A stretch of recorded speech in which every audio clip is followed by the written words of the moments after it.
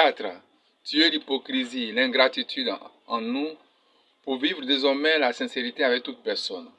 Vivre la gratitude, la reconnaissance et non l'aliénation envers tous mes bienfaiteurs.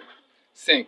Tuer l'impolitesse, éviter l'arrogance, la défiance, la provocation en respectant les aînés, respecter les plus petits, respecter la hiérarchie, être courtois envers toute personne, respecter mon mari, respecter ma femme ou ma conjointe, mon conjoint, dans sa pauvreté, dans sa richesse, dans la santé comme dans la maladie. Savoir se parler avec le bon ton, avec des paroles respectueuses, etc. 6.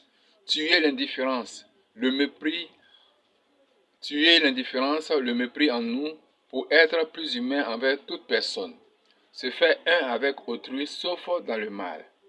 7. Tuer la colère, la haine, la violence en nous pour ne plus se laisser manipuler par le diable, les mauvais esprits, par nos ennemis pour qui notre colère, nos mauvais sentiments sont de véritables armes qu'ils utilisent pour nous diviser, nous dresser les uns contre les autres, pour faire de nous des monstres vis-à-vis de nos semblables. 8. Tuer toutes sortes de complexes en nous à l'effet de nous affranchir de tout blocage moral, social, spirituel, de tout ce qui nous empêche de nous mettre au même pied d'égalité que notre semblable. 9. Éviter de juger autrui et d'avoir des préjugés sur toute personne. Monde uni abat les barrières, monde uni en avant pour l'unité. Quelles sont les raisons qui nous poussent à dire que les deux versets fondamentaux de l'évangile de Jésus-Christ sont Jean 17, verset 21 et Jean 13, verset 34? Ce qui nous motive à faire le choix de ces deux versets, c'est l'importance du dernier vœu émis par une personne avant de mourir. Ce vœu est tellement important qu'on le rappelle au besoin pour respecter la dernière volonté. Ce vœu est tellement important qu'on le rappelle au besoin pour respecter la dernière volonté de la personne décédée. Jean 17, verset 21 montre la dernière volonté de Jésus-Christ, que tout soit un. D'où son importance de le voir comme un verset fondamental. Jean 13, verset 34 est le commandement nouveau que Jésus nous a présenté. Aimez-vous les uns les autres comme je vous ai aimé. Un commandement est un ordre, et un ordre est donné pour être exécuté et non être négligé. Ce qui montre l'importance de ce verset au point d'être fondamental dans l'évangile de Jésus-Christ. Existe-t-il une association qui vit ce testament et ce nouveau commandement de Jésus-Christ? Oui, il en existe. Nous pouvons citer le mouvement des Focolari fondé par Thierry Lubitsch depuis 1943. La vocation de ce grand mouvement est de vivre ces deux versets. Monde uni abat les barrières, monde uni en avant pour l'unité. Merci de nous avoir écoutés. Je suis M. Ezan Kodio-Firmin, leader des promoteurs du Monde Uni et fondateur de l'ONG Volontaire pour le bonheur de toute la jeunesse. En tant que promoteur de ce Monde Uni, nous n'avons pas la prétention d'avoir la vérité absolue sur le Monde Uni, sur ce Monde Uni dont nous venons de parler. Nous n'avons que communiquer sur notre vision de ce qui est écrit dans les versets bibliques, Jean 17, verset 21 et Jean 13, verset 34. C'est dit que toute personne qui n'est pas d'accord avec nous peut nous le faire savoir dans sa réponse à nous adresser avec des exemples et des témoignages à l'appui. Les personnes qui adhèrent à notre concept peuvent aussi renforcer nos propos avec des exemples, des témoignages sur leur vécu réel d'une des valeurs que nous avions énumérées. Elles peuvent de même dire comment elles ont abattu, brisé de leur vie une ou plusieurs barrières que nous avions citées dans notre message-ci.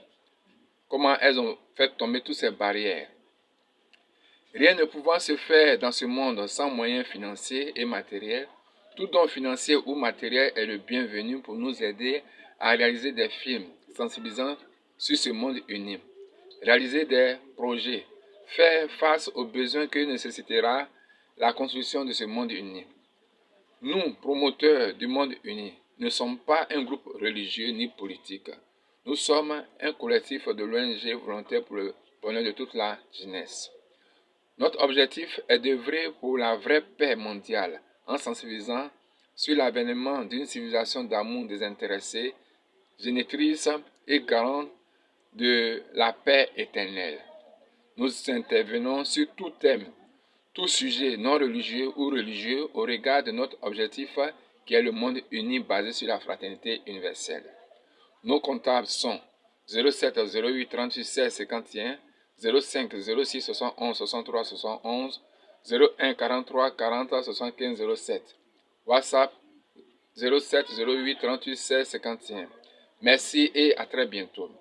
Monde uni, abat les barrières. Monde uni, en avant pour l'unité. Que signifie monde uni pour toi? Est-ce la mondialisation, la globalisation, la juxtaposition des êtres humains comme les meubles d'une maison qui cohabitent ensemble sans jamais se toucher? Est-ce d'autres choses? Que signifie vraiment monde uni pour toi? Ce monde uni est-il réalisable? Si oui, justifiez votre réponse avec des exemples, des témoignages à l'appui, après avoir donné le pourquoi de votre oui. Si vous dites non, justifiez votre réponse avec des exemples, des témoignages à l'appui, après avoir donné le pourquoi de votre non. Est-ce que toi, oui, toi, tu veux de ce monde uni? Y a-t-il des personnes, selon toi, qui veulent aussi de ce monde uni? Pourquoi voulez-vous de ce monde uni? Que comptez-vous faire pour contribuer à l'avènement ou à la consolidation de ce monde uni? Faites-nous des propositions concrètes pour la construction de ce monde uni. Pourquoi ne veux-tu pas de ce monde uni? Y a-t-il aussi des personnes comme toi qui ne veulent pas de ce monde uni? Pourquoi ne voulez-vous pas de ce monde uni? Qu'est-ce qui vous empêche réellement de participer à la construction de ce monde uni? Qu'est-ce qu'il vous faut ou que peut-on faire pour que vous acceptiez d'adhérer à ce monde uni et vous y investir pour sa construction? Nous attendons vos propositions. Vous pouvez maintenant répondre à ces questions et préoccupations. Monde uni, abat les barrières. Monde uni, en avant pour l'unité.